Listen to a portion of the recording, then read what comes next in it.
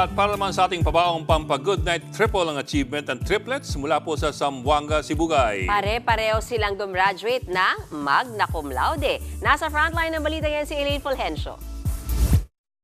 Ito sina Lori May, Eva May at Sinya May o ang Danggaton triplets ng Zamboanga, Sibugay.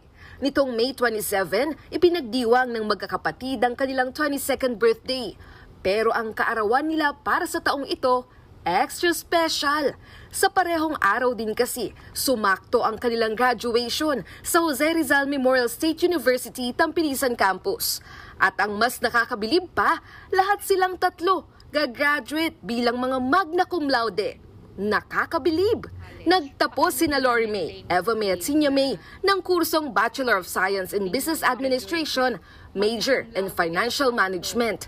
Ayon sa triplets, hindi naging madali ang kanilang pag-aaral. Although elementary po ma'am, hindi po kami ganun ka-close kasi yung teacher po namin before during elementary days is pinaghihiwalay kami ng upuan. Para po hindi sila malito tapos mas madaling i-identify, lalo na po yung performance in terms po in academic. Pare-pareho raw sila ng hilig at dahil sabay-sabay silang nagsumikap, nakamit nila ang kanilang tagumpay.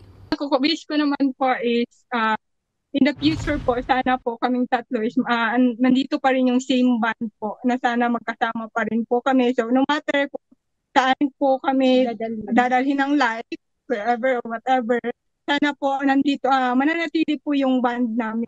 Yung wish ko po is hope we can achieve more things together and hope we can make our parents prouder, even prouder.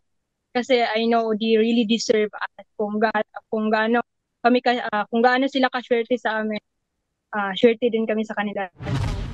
Ang kanilang ina, proud sa achievements ng mga anak. Siguro deserve din nila kasi pinagpuyatan nila.